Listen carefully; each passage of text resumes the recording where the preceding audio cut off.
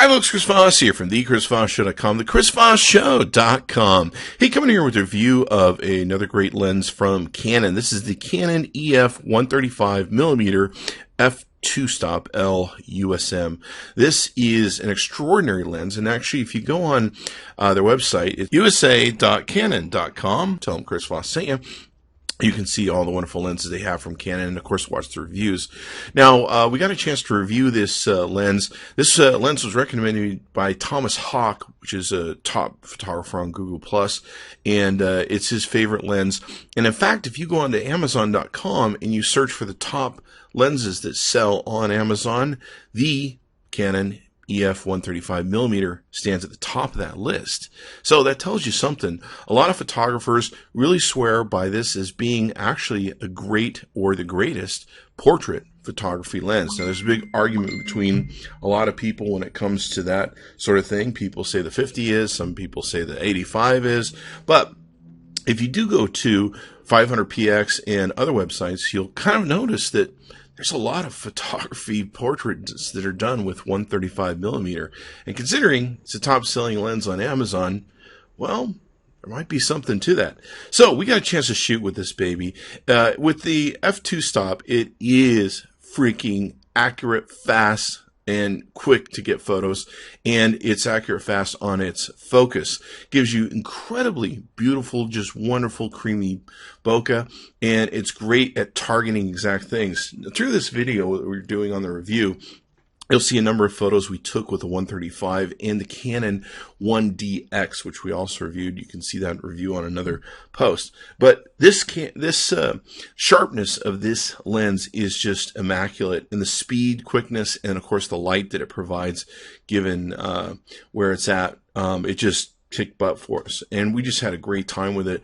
And I can really see why a lot of people enjoy this lens. Now we pitted it against the 70-200 millimeter with 2.8, not the version 2, but just the version 1. And in doing so, we found that the 135 still just gives you a much creamier bokeh and a much greater shot. And especially if you're really targeting into something and you want to hit it and be able to get that beautiful extra bokeh behind it, the 135 is just excellent for that. It's not too heavy a lens. It definitely bears its weight, but given its price at $1,000, when you look at the $2,100 85 millimeter, now of course that's definitely a much lower f-stop, so that makes a difference in bringing more lighting to your lens.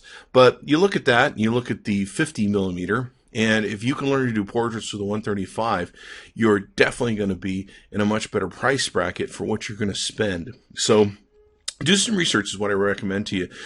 Usually when I look at lenses, I go on to 500px.com, I go on to flickr.com and other websites, and I search for photos that were taken with that lens. And I usually go through a lot of their photos to kind of see what the possibilities are and what the categories that each of the lenses fall into. And it's also kind of interesting to see how popular they are and what they're used for and everything else. I kind of scoffed when I first heard that a 135mm was great for portrait photography. I'm like, really? I thought 50 was, and then I thought 85 was, and now someone's telling me it's 135. But it definitely makes a huge difference, and it's just a rocking, beautiful lens. Now, some aspects of the lens are that it's a USM lens, so it's got the ultrasonic motor that's going to be able to get you the super quick, fast focusing. It's got a weight of 1.7 pounds, so it's not too weighty. It actually feels very comfortable on the camera for me. Of course, I'm used to tootling around with a 70-200 lens, but it does feel very nice and comfortable on the camera in how it works. You're looking at basically it's the fastest 135mm telephoto lens in its class according to Canon, and it's great for indoor sports and portraits with that beautiful background blur. It's got a 2 UD glass element system in it that corrects the secondary spectrum for outstanding sharpness and color, and it certainly does that. I mean, it's kind of like a zapping lens, if you can call it anything. It's quick, it's to the point, and it takes just exceptionally beautiful pictures. It's just like, boom, there it is. One of the first pictures you saw that we posted in this review was taken just had no idea it was taken as well as it was taken until we got to the editing room, and just got a great picture out of it. It takes exceptional pictures and gives you exceptional bokeh. So I give it 2 thumbs up. Be sure to check it out. USA.Canon.com. Tell them Chris Voss sent you. Chris Voss tested, Chris Voss approved. Be sure to check into the Chris Voss Show.com often, and be sure to give us a like, subscribe to us on YouTube. See you next time.